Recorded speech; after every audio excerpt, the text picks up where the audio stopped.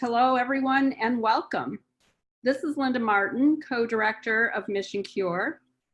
If this is your first Mission Cure webinar, thank you for joining us. And if you're a regular at our webinar series, welcome back. I'm here with my co-director, Megan Golden, and one of our team members, Monica Thornton, who helps produce our webinars. For those of you who may be here for the first time, Mission Cure is a nonprofit organization committed to improving the lives of people suffering from pancreatitis. We bring together patients and their families, researchers and clinicians, the biotech and pharma industries, FDA and others to work together to problem solve and accelerate the pace of research and development. We strive to make progress in pancreatitis by discovering effective treatments that can slow, stop, or reverse the disease, as well as treatments that address and improve the symptoms of the disease, such as pain. Our vision is a world without pancreatitis. So before we start, just a few housekeeping items. I need to let you know that this webinar is being recorded. Today's webinar is listen only, but we definitely want to hear from you. Our presenter will address your questions at the end of the webinar, but feel free to submit your questions anytime using the Q&A box. It's really simple. Just find the Q&A icon on your screen, type your question, and click send. You can also use the Q&A box to let us know if you're having any technical problems, which we hope you don't. The webinar recording will be posted on Mission Cure's website, YouTube channel, and Facebook page by tomorrow. Please share it with anyone who couldn't make it today or anyone at all. And now I'm going to hand it over to Megan Golden, who will get us started. Megan? Thank you, Linda, and hello, good afternoon or good morning if you're on the west coast of the US. This is the second in Mission Cure's pain webinar series, and we want to thank AbbVie for supporting Mission Cure's patient education program, which includes our webinars. Now, pancreatitis patients suffer tremendous pain, and addressing it is, not surprisingly, their top priority. Mission Cure conducted a survey of pancreatitis patients, and they said that loud and clear. The first webinar in our series was focused on pain assessment and a psychological approach to managing pain, especially a technique called pain self-management. There will be a blog on that topic on our website shortly.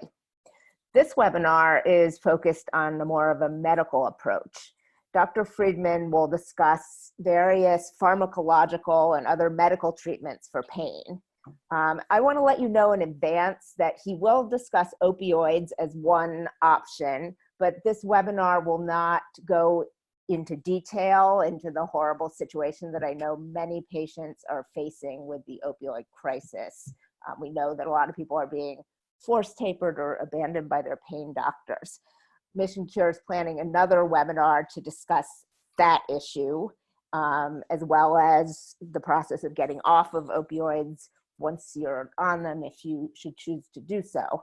And it's been a little hard finding speakers for that webinar, but we actually have identified one and are working on others, so stay tuned. So now I'm happy to introduce our presenter for today's webinar, Dr. Stephen Freedman. He is the director of the Pancreas Center and the chief of the Division of Translational Research at Beth Israel Deaconess Medical Center. And he's also a professor of medicine at Harvard Medical School. Dr. Freedman's an internationally recognized expert in exocrine pancreatic disease with a special focus on pancreatitis and cystic fibrosis. And he's also been a leader in identifying the precise site in the brain where pain from pancreatitis is represented, and he'll talk a little bit more about that. Dr. Freedman is one of our most popular webinar presenters thus far. His previous webinar on pancreatic enzyme insufficiency and pancreatic enzymes has been watched on YouTube over 1,800 times, and I highly recommend it if you haven't seen it yet. We've had a specific request to have him speak again, and we invited him to speak on the subject of pain because he really takes a problem-solving approach and works with patients to try many different approaches or many different medications and other medical approaches until they get their pain under control. So thank you for joining us again, Dr. Freedman, and I am turning it over to you. Great, thank you very much. So what I'm going to focus on today is what are the causes of pancreatic pain, because this will help guide treatment. Are there any tests that we need as we're trying to evaluate the pain that's associated, especially with chronic pancreatitis? And then what are the non-invasive treatment options for chronic pain due to this disease? Next slide. If we first look at what are the causes of pancreatic pain, the first question is this really coming from the pancreas, or are we missing something else? The something else can be blockage in the upper intestine called the duodenum, or partial blockage of the bile ducts. And these can arise because of all the inflammation that's in what's called the head of the pancreas. And you can see on the diagram on the right, the bile duct actually goes through the what's called the head of the pancreas here. People are also at risk for ulcers in the setting of chronic pancreatitis. So we want to make sure that this isn't ongoing, because that would obviously have a very different treatment approach. And usually we're considering upper endoscopy if we're trying to assess for that. Is this something called narcotic bowel? We know that patients who are on very high doses of narcotics actually start to develop worsening abdominal pain. And in that case, if you decrease the narcotic dose, the abdominal pain can improve. I'll talk a little bit about cannabis, so medical marijuana or CBD oil in a bit, but patients who use cannabis several times throughout the day, and we're actually seeing this more and more commonly, develop this condition called cannabis hyperemesis syndrome, meaning that there's just severe recurrent vomiting when you're on that amount of cannabis. Is this a problem of emptying from the stomach? Something called gastroparesis, which is paralysis of the stomach. It can be a primary problem, or it can be secondary to chronic pancreatitis, and perhaps as many as 30% of patients with chronic pancreatitis have some element of this gastroparesis, and that has its own specific therapies to help improve emptying. Is this small intestinal bacterial overgrowth? Again, something that we see somewhat commonly in patients with chronic pancreatitis, where specific bacteria start to flourish, and this can lead to abdominal pain, bloating, gas, and sometimes throw off the bowel movement pattern. Next slide. Alternatively, is this a primary pancreatic inflammatory process? And is an acute flare versus chronic inflammation? In a moment, talk a little bit more why that's important in guiding treatment here. And if it's an acute flare, why is that happening? Are we missing some complication in the pancreas? We also want to know, is there diffuse inflammation of the pancreas, or instead is the inflammation confined to one area of this pancreatic gland? And if it's confined to one area, that may instead tell us that perhaps removing that specific area of the pancreas through surgery may be an alternative. If we're also trying to look at the pancreas, is this perhaps a plumbing issue? So is there scarring, or what we call a stricture? So scarring specifically within the pancreatic duct, causing a partial blockage and a backup of things? Or is there stones that we see in the pancreatic duct? Or instead, has there been a development of an underlying tumor here? Any of those we may assess by MRCP, a certain kind of MRI test, or possibly endoscopic ultrasound. But if it's a plumbing issue, then that has its own specific therapeutic options I'll get to. Next slide. So what are the approaches to pain treatment? And the first is this an acute flare that we're dealing with, or is this instead long-standing pain? That will guide our what medications we may use here. We want to know, is there weight loss due to inability to eat from the pain? because there are specific nutritional approaches that can be of benefit. And if there's a history of alcohol abuse or cigarette smoking, that addressing those can help with the inflammation that's ongoing in the pancreas and also help with pain management. And one of the things that you'll see as we go through this presentation is we really need to be focused on the patient and family as we kind of map out and help project manage a patient's pain issues here. Next slide. And these are all the different approaches. I am surprised that sometimes how many patients come to our center and basically they were tried on one medicine, no better, and they said, not much else we can do. And I hope you get from the slide, I'm going to go through these in detail, that there are lots of options that we can be utilizing to help relieve pain, which is obviously the central issue, the central symptom in patients with chronic pancreatitis. And I'm about to go through all these in detail, and they include analgesics, pancreatic enzymes, nerve blocks. Can we find that site in the brain that says my pancreas hurts and modify it as I'll go through? What about therapies that target underlying mutations in the cystic fibrosis gene called the CFTR gene? Can we rest the pancreas with specific nutritional approaches? What are alternative or complementary therapies to what we basically would give otherwise as a prescription? And I'll talk briefly about endoscopic therapies.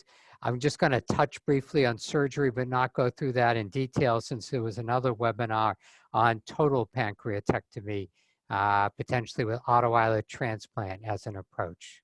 Next slide. So let's look at analgesics targeting what we call visceral pain. So what does visceral pain mean? Basically, this is abdominal pain where an organ, and here it's the pancreas, through chronic or recurrent inflammation is causing pain. And the analgesics that we use target pain through two different approaches. And one is they can just raise that threshold, making it harder for a nerve to relay that pain sensation all the way up to your brain and tell you, yes, my abdomen or pancreas hurts. And the other approach is trying to modulate these nerves, but not only locally around the pancreas, but how they transmit that pain sensation to your spinal cord. And at the level of spinal cord, that's where that transmission is then sent up to your brain and give you that pain sensation. If we look on the left-hand side of this diagram, we can, one of the most common approaches is to look at antidepressants. But these are antidepressants that we use at very low doses, and at the doses we use don't really help with depression. But it turns out at low doses, and these are medicines such as nortriptyline, amitriptyline that have been around for decades. At these low doses, they basically chill out those nerves that relay that pain sensation from your pancreas all the way up to the brain. These generally take about 2 to 3 weeks to kick in. They're somewhat sedating, so we give them at bedtime. And that can also be of benefit in patients where pain is just keeping them up all night long and they can't sleep. I think us physicians don't put that much attention into the lack of sleep that our patients with pain from chronic pancreatitis experience. We were actually doing a trial on that now. I think we don't address that issue of lack of sleep because that clearly feeds into your pain symptoms. In addition, you can use therapies that have conventionally been used to treat bipolar mental health issues. And again, these are medicines like lithium that at very low doses can help modulate nerves that are relaying that pain sensation. Cannabinoids. So this is the active ingredient in marijuana, obviously a very hot topic nowadays. And despite a lot of interest and use, especially that for medical marijuana, but also in many states have now legalized even though at a federal level that hasn't happened, but many states are legalizing marijuana. And despite the fact that we know cannabinoids, and that includes CBD oil, may be of benefit, there really haven't been enough trials to really study this. But that said, quite a few of our patients do experience significant pain relief, clearly anti-nausea or anti-vomiting relief when they use medical marijuana.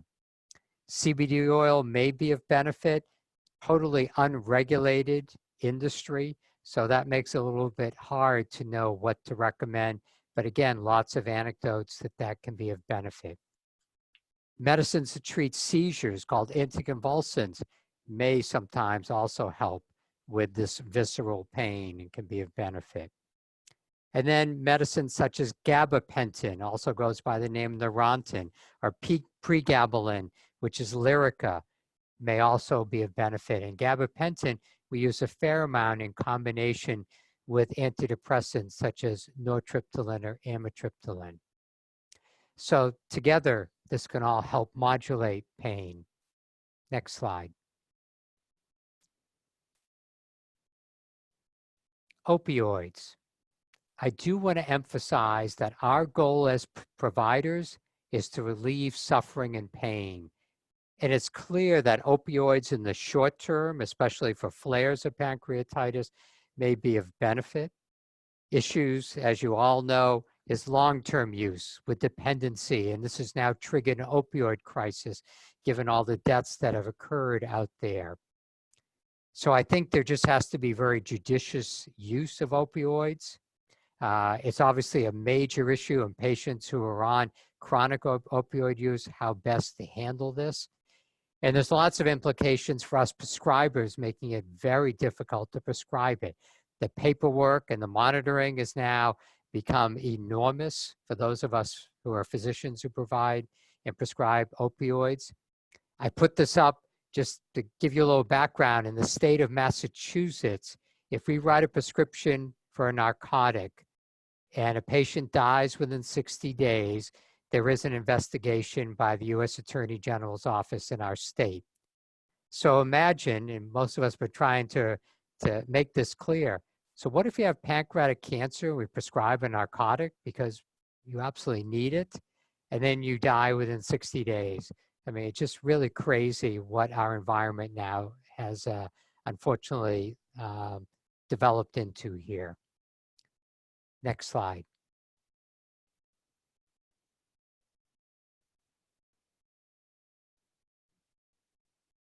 Pancreatic enzymes, and I talked a bit about this in my exocrine pancreatic insufficiency webinar.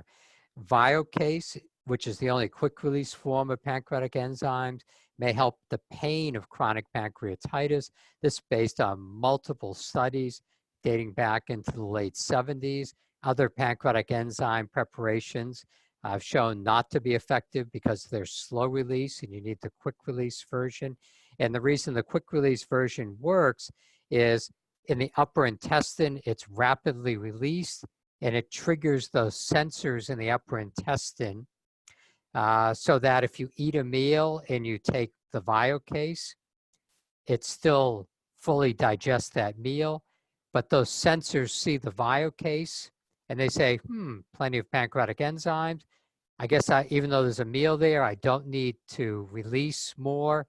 And so it's a way to eat, minimally stimulate your pancreas, but still fully digest your meal. In the trials, it's been shown to work best in young women, talking women up into their 40s who do not have a dilated pancreatic duct on a CAT scan or MRI. And the dose in the trials was 3 tablets with the first bite of each main meal. And you need to be on an acid blocker like famotidine or omeprazole to prevent acid degrading the enzymes. Next slide. Again, takes about 3 weeks to fully kick in. Nerve blocks. So you would think that a celiac plexus nerve block, where you can see on the image on the right, you go down with an endoscope that has an ultrasound probe on it. And in the upper part of the stomach, you see those nerves that go to the pancreas called the celiac plexus. And it's a relatively easy approach where you can inject those nerves by putting a needle through painlessly. And you would think that would take away all your pain of chronic pancreatitis, and you can inject a numbing anesthetic, or you can actually inject alcohol and permanently knock out those nerves. Works relatively well for pancreatic cancer. Turns out relatively ineffective in chronic pancreatitis pain, in part because the nerves that go from the pancreas to the spinal cord have been relaying that pain sensation so long that they're still doing their thing, even if you numb up the nerves right around this plexus. So generally, we've kind of abandoned this. There was another approach called thoracoscopic splanchnosectomy. You actually cut the nerves, and you would think that would be even more effective. And that was based on a study out of the UK that it worked, but totally abandoned, didn't really work at all. So generally, we don't do this very often nowadays. Next slide. Endoscopic therapy. Mostly, we think about this if there's a blockage at the exit of the pancreatic duct system called the ampulla, or if you have a dominant narrowing or stricture, or if you have stones in there. But the problem may be, next slide, is that when we see a dilated pancreatic duct, and you can see these images that just flashed up, a normal pancreatic duct system, if you have moderate pancreatitis, the duct starts to dilate more, and severe chronic pancreatitis may dilate even more, and you can get these big stones in there. And yes, sometimes taking out the stones or dilating a single narrowing could be of help, but generally these aren't that effective because they are a result rather than causing symptoms of chronic pancreatitis. So again, need to have a very thoughtful discussion with your pancreatic team, whether an ERCP and this therapeutic approach through the scope is of benefit. Next slide. Pancreatic rest. So if every meal is stimulating your pancreas, making your pain worse, what if we kind of rest the pancreas? And we think about this, especially if there's malnutrition or weight loss, hasn't been formally studied, but makes scientific sense, especially if you have a chronically inflamed pancreas, you're not eating very much, you're getting somewhat malnourished, the pancreas just doesn't have those nutritional substrates or nutritional molecules to help heal itself up. And there's two approaches. You could consider tube feeds. Maybe you put in a jejunal feeding tube and you put it through the skin as a gastrojejunal tube placement. Sometimes if it's 3 or 4 weeks, we may put a little tube through your nose called a nasojejunal enteral tube. And that can sometimes help. Another approach that I do and I find successful is if people have clearly food-triggered worsening of their pain, is to give intravenous nutrition through a special intravenous line in your arm called a PICC line, and do that for 3 or 4 weeks. And sometimes that can be beneficial, although there are some risk of infection or blood clots in that line. Next slide. So I just want to bring up 2 exciting approaches that are kind of newer, thinking out of the box that may be of help. And the first on the next slide is, well, is there an underlying genetic abnormality here? Next slide. And we're now realizing that up to 40% of patients who have unexplained chronic pancreatitis have a mutation in the cystic fibrosis gene. This is a very exciting time because we have multiple drugs that are now approved for cystic fibrosis. And you probably all saw about 2 weeks ago that a new Vertex drug called Trikafta was just approved, which targets especially the 508del mutation, and will now reach about 90% of our patients who have underlying cystic fibrosis. And we had a publication last year about another drug called ivacaftor, targets certain CF gene mutation and prevented bouts of recurrent acute pancreatitis. So if someone has the F508del mutation and some of these other mutations, they may be candidates for these new CF targeting therapies. In addition, we know that estrogen inhibits that CF gene product. And so a subset of my patients who have monthly bouts of pancreatitis and have a certain CFTR gene mutation, by blocking estrogen production with Depo-Provera, that can be of benefit. And we have another more formal trial underway. Next slide. But the big issue is, why does everyone still have chronic pain? Even if we take out your whole pancreas, up to 50% of patients have their exact same pain. And my group wondered, well, maybe this is like phantom limb pain. If we cut off your leg, you would still feel like your leg is there after surgery. And that's what we call phantom limb pain, because that sensation has been there for so many years that even if we removed your leg, you still feel like your leg is there because that sensation is so reinforced in the brain. And we wondered that maybe the same thing happens in people who have persistent pain of chronic pancreatitis for months and especially years. No matter what you do, including taking out the whole pancreas, or you're trying different medications, that maybe that site in the brain that says my pancreas hurts gets so reinforced that maybe we have to target the brain instead. So next slide.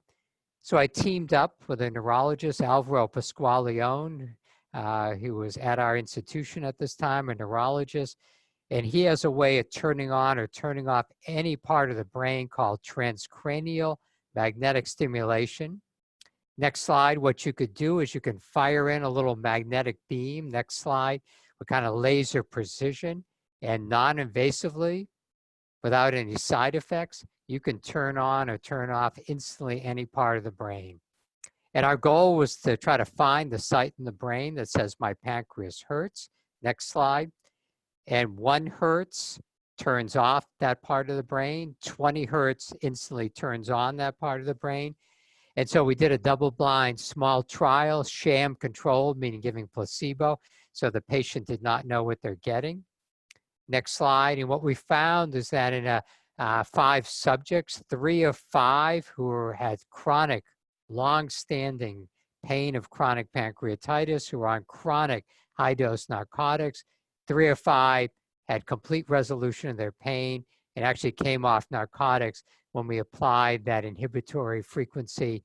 And it was to the right, called cortical S2, the right side of your brain. And if you gave 20 hertz and turned on that part of the brain, they actually their pain got worse, and sham didn't do anything. So this obviously got us excited. And next slide, we got a grant from the NIH to the double-blind sham-controlled trial. We looked at their pain symptoms for 3 weeks before, and then did 2 weeks of 20 minutes applying this transcranial magnetic stimulation, 1 hertz, to that right side of the brain versus sham. And we had 4 months of follow-up, and we looked at pain, narcotic use, depression indices. And so on next slide, what we found is basically 70% of patients, and most of them were on chronic narcotics, had a dramatic reduction in their pain, significant reduction in narcotic use. And in a live human being, you can actually look at neurotransmitters in the brain that relay pain sensation. And what we found is that the TMS specifically decreased certain neurotransmitters that are associated with pain and actually brain injury. And these are called glutamate and N-acetylaspartate. So TMS, it's currently approved if you apply it to the frontal lobes for treatment of severe depression.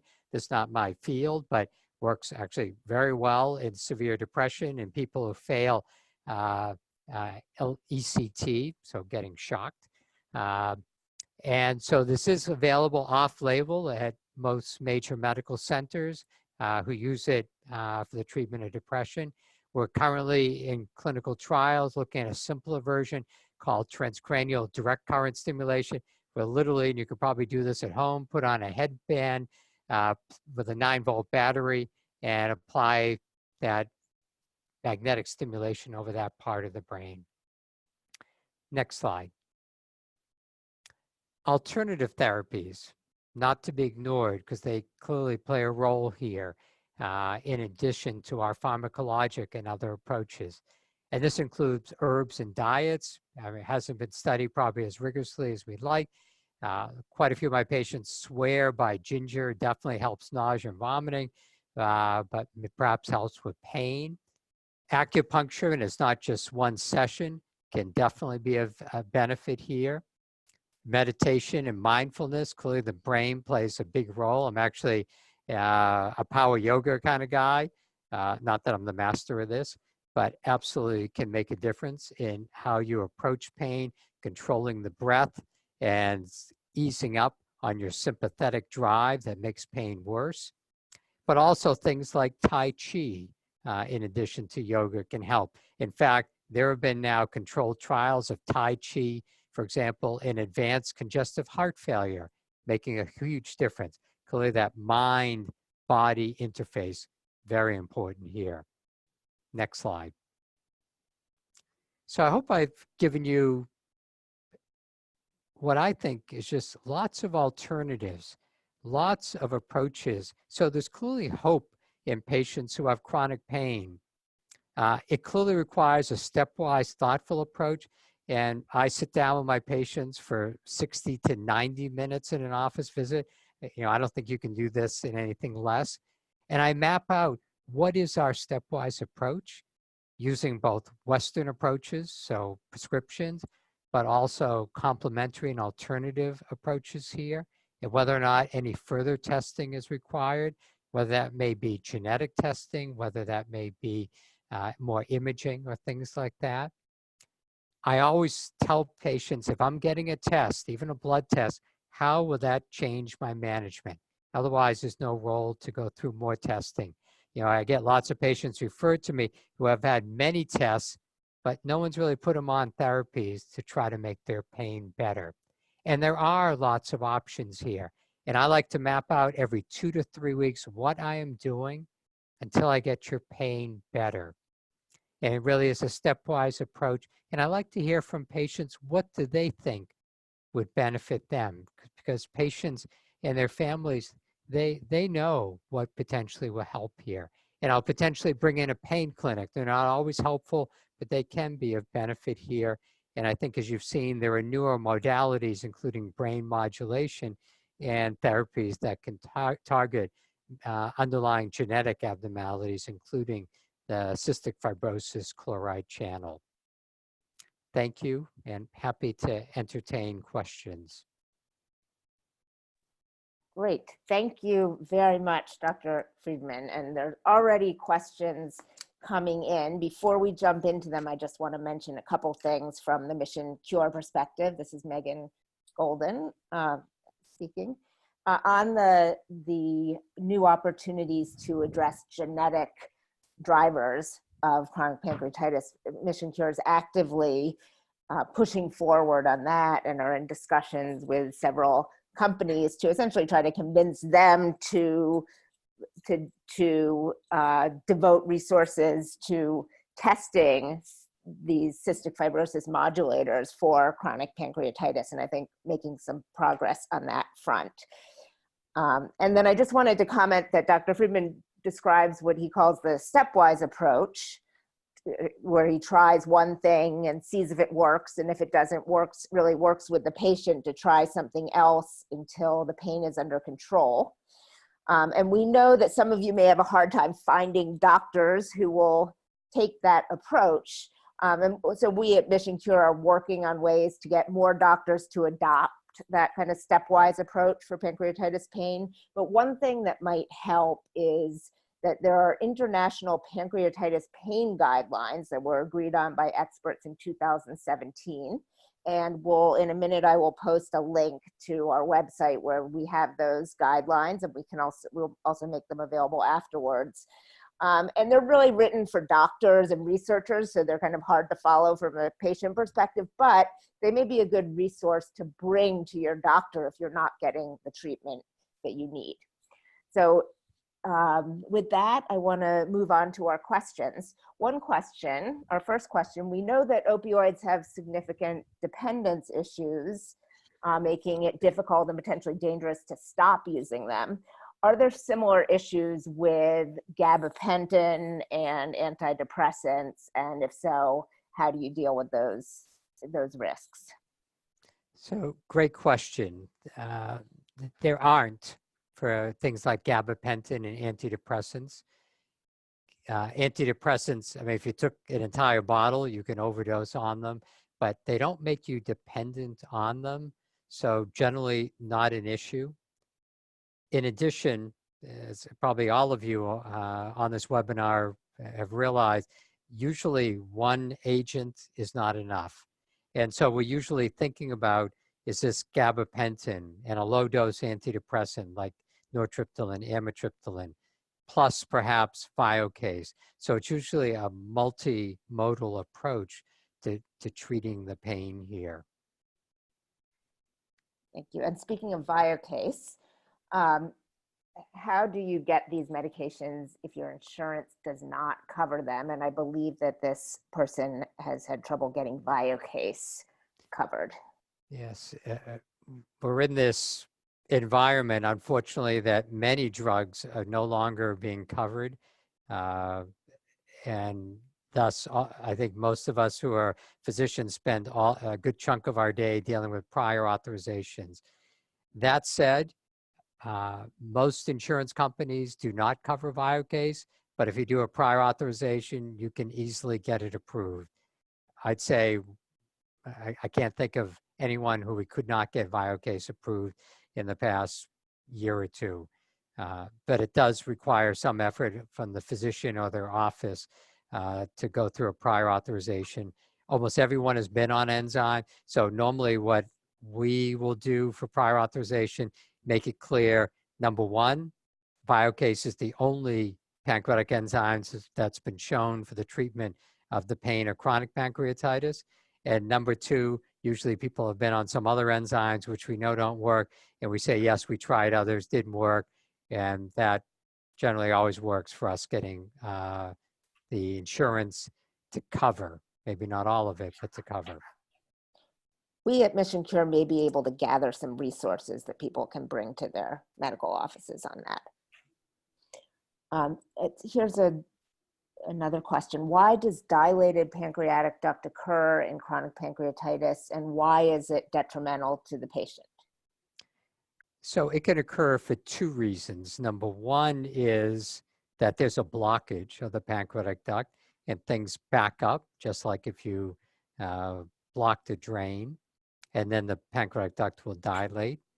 And if that's the case due to a blockage, then we do consider endoscopic therapies such as ERCP and either dilating and narrowing, or if there's stone there, to try to remove it. And sometimes that requires something called lithotripsy. We blast the stone.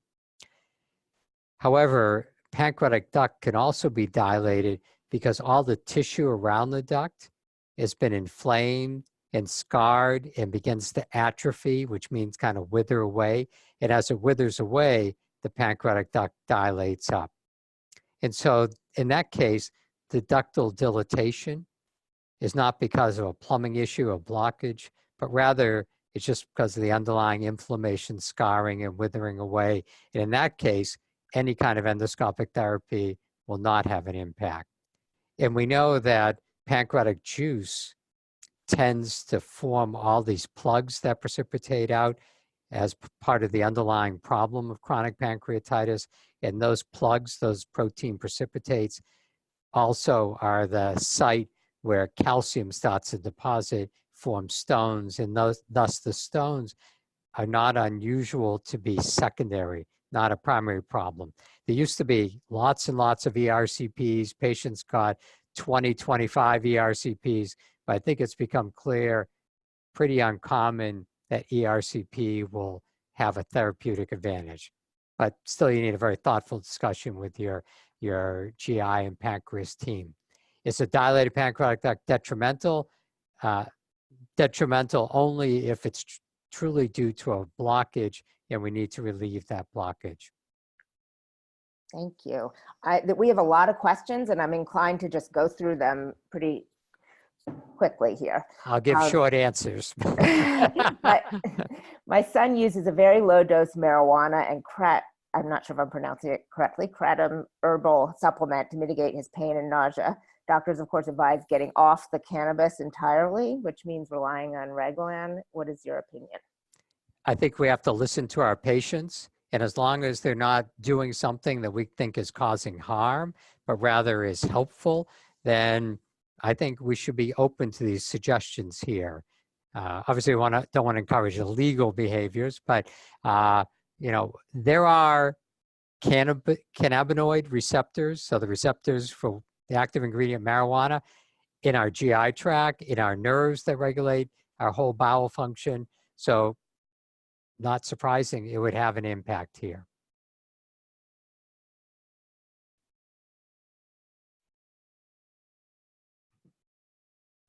On another topic, have there been studies specific to pancreatitis on using brain training exercises to reduce pain? And how closely linked do you think the inflammation level and the pain sensations are? So our group has been doing a study looking at a behavioral intervention, kind of like a yoga-ish approach, combined with transcranial magnetic stimulation, because that transcranial magnetic stimulation, it just increases what's called neuroplasticity.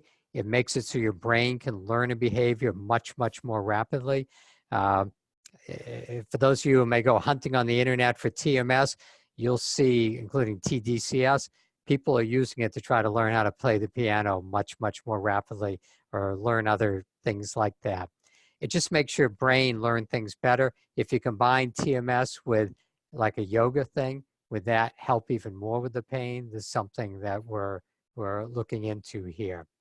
As far as how closely linked is the inflammation within your pancreas and your pain, great question. I'm not sure they're always linked, especially people who had more long-standing pain. I think us doctors should not get so hung up saying, wow, I don't see lots of inflammation on a CAT scan, therefore I don't believe you should have that much pain. That's the wrong thinking. Thank you. So let's see. Somebody here does not have a pancreas, but still has pain. Would these approaches still be good options? Definitely. So unfortunately, there's quite a few patients who get a total pancreatectomy and they still have their exact same pain afterwards. So clearly it's something in the brain. It's not that you're making it up, your pain, but it's real. So things like transcranial magnetic stimulation or this TDCS may potentially be a great thing. In addition, there's, again, think about gabapentin. I don't think Biocase obviously wouldn't make sense, but nortriptyline, lithium, etc., may also be a benefit. And there's another person whose child is also post-TP, IAT, and total pancreatectomy, and still has chronic pain. It was improved by removing scar tissue, but it's still very impactful on a daily basis. They live in Colorado. Where should they start to look for kind of the TMS or similar neurological response measures? Yeah, I mean, they can ask their gastroenterologist, but usually any major medical center, if you look at their depression program, TMS is usually an integral part of that. And you could explore with that center to, would they do like TMS off-label? It occurs to me that something that we could do at Mission Cure is get kind of a technical description of it from you that could be available for people to show to their doctors in case they want to ask for the right thing. Yeah, I think at our center here, it's I think it's probably about $600 to $700 off-label to get TMS, something like that. I don't personally get any money for this. I think that's what they usually charge, something like that. Okay. What about the use of internal pain pumps or nerve stimulators? Are these effective? Yeah, I've tried these. Variable. I haven't, my patients who have had them put in generally, I mean, they've had such a long-standing terrible pain. They haven't been quite as effective as I would like, but definitely worth conversation with, especially your local pain clinic. Okay. And there is a question from somebody whose current doctor has them on enzymes and nortriptyline, but they're still losing weight and wants to know how long is it safe to stay on nortriptyline, and you know, if I'm losing weight, should I be doing something different? Yeah, unless someone's obese, we don't want you losing weight. And so the options are, and obviously I don't know your specific case here, is number one is if the nortriptylines is helping, then yes, it's safe to stay on it. I can just say, and I'm somewhat guilty of this, like all other doctors, us doctors are great for adding medicines. We forget to take away medicines that aren't working. And sometimes patients end up on so many different pills. That's probably not so helpful. I think if you're losing weight, then do you consider tube feeds? And one is like nasojejunal tube feeds. We usually would do that before we would consider putting a GJ tube, a gastric jejunal tube in. Also, I'll consider if someone's losing weight, especially if food is a trigger for their pain, doing intravenous nutrition, the TPN, as I mentioned, with a PICC line.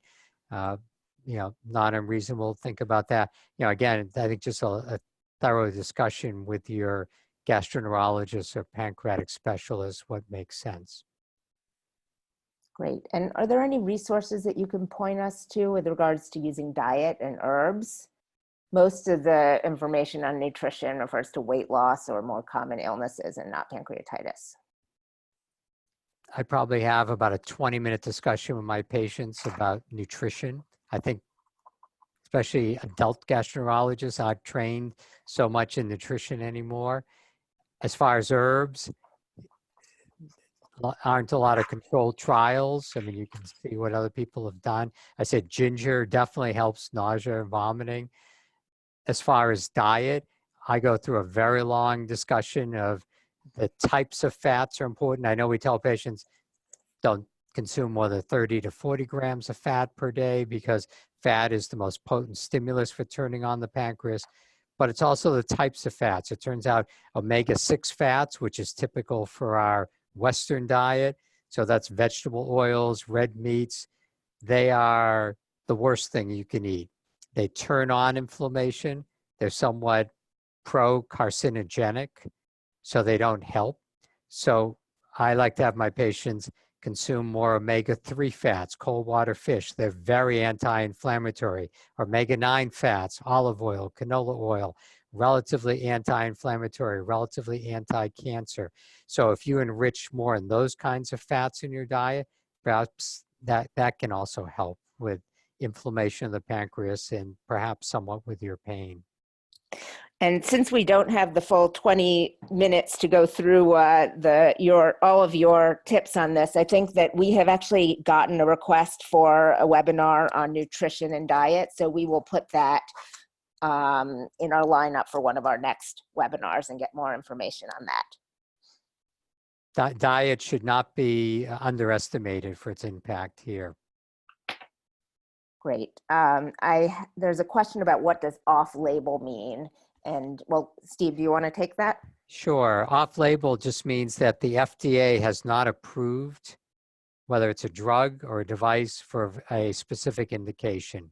So FDA has approved TMS for the treatment of severe depression, and so insurance covers it, or potentially covers it, because it's FDA approved for that. FDA has not approved TMS for the treatment of chronic pain from chronic pancreatitis. So off-label just means that it's just about impossible to get insurance companies to cover.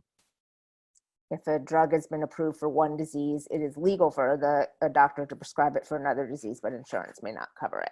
Correct. Let's see. Is it possible to have chronic pancreatitis, being diagnosed with chronic pancreatitis without ever having an acute attack? This person had one acute attack, but is wondering and probably hoping whether she will never have another one. Yes, is the simple answer here. You know, it's variable. Some people present with acute pancreatitis, then may have several bouts, and then it goes on to chronic. Some people just all of a sudden wake up and just suddenly have chronic pain and rarely have a flare. So variable presentation. Great. And I think we have time for a couple more. Would it be safe to remove scar tissues, or is it better to leave them considering they may come back? Wasn't clear if you mean that in the pancreas. In the pancreas, you generally can't just remove scar tissue. You know, if in the abdomen, sometimes people develop scar tissue around the bowel, especially if you've had prior surgeries in the abdomen called adhesions.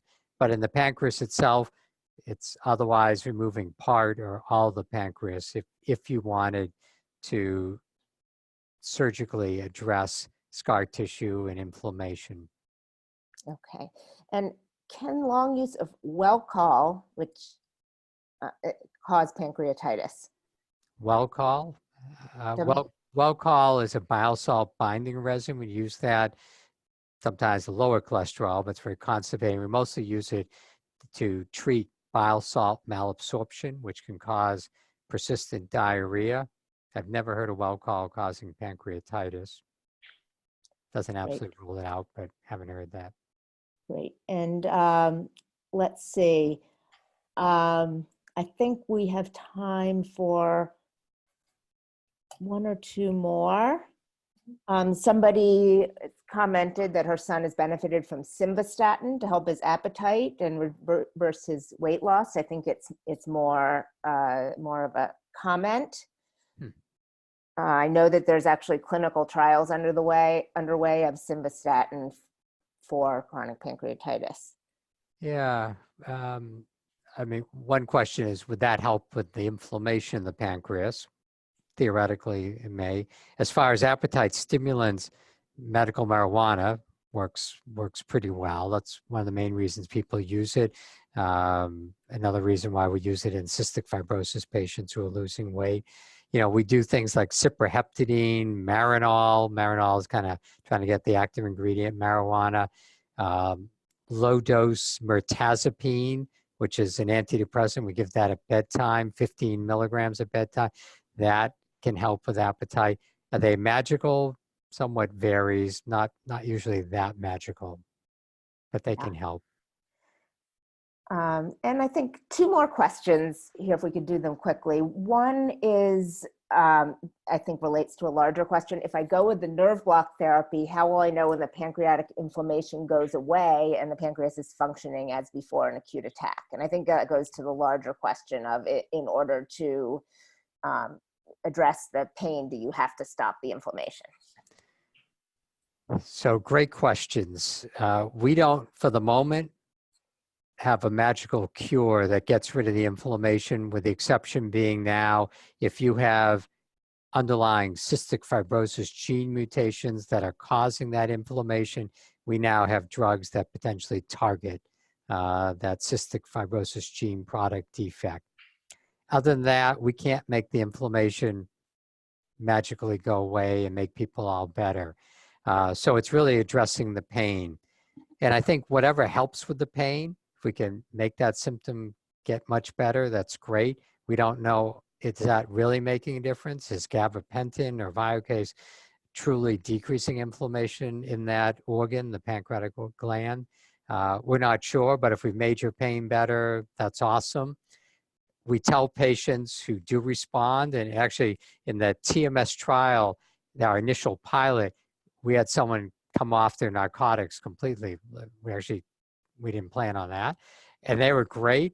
And then afterwards, about a week later, they felt so wonderful. They had a pepperoni pizza and they got to experience what a terrible flare was again. So, so probably don't test the waters, so to speak. If you, whatever of these approaches makes you better, we don't necessarily have to know, is it making the inflammation better or just affecting the nerves or that sensation of pain in the brain? But if it's making you better, still probably be cautious on diet, how much fat you're taking in, because we don't also have great readouts of how inflamed your pancreas is. So, and you, with that, kind of answered the last question that we had time for, which is, do any of these treatments make chronic pancreatitis better, or are they just treating the symptoms? And I think that there is some exciting promise around actually treating the pancreatitis itself with these cystic fibrosis treatments. And we at Mission Cure are really focusing on that, as well as other ways of kind of stopping the inflammation from coming back, in addition to just treating the symptoms. So now, thank you very much, Dr. Freedman, and I would like to turn it over to my colleague Monica to wrap up. Yeah, so thank you to everyone for so actively participating in the Q&A. As we all know, there's a lot to cover on this topic, and as Megan had mentioned earlier, today's webinar is the second in a 3-part webinar series, so keep your eyes open for the next announcement. We will also be posting the recording of this webinar on the Mission Cure website. Please share it with anyone who wasn't able to join us today but might find it helpful. We will also be emailing you the link. Additionally, we find it incredibly helpful if you can provide feedback about the webinar. If you can please take a moment to complete the short survey that is now being provided in the chat box, that would be great. We will also email you this link to the survey, and finally, you'll receive a pop-up of the survey at the close of this session. This survey helps us to be more responsive to your needs, and it will also ask you to nominate future topics. You can also help us spread the word of Mission Cure by following us on social media, as you can see here on the slide. And additionally, if you have any questions, you can always contact Linda Martin or Megan Golden, who are the co-directors, at any time, and their contact information is here. Again, we want to thank Dr. Stephen Freedman for lending his time and expertise. It's greatly appreciated, and we want to thank you all for your continued support of Mission Cure.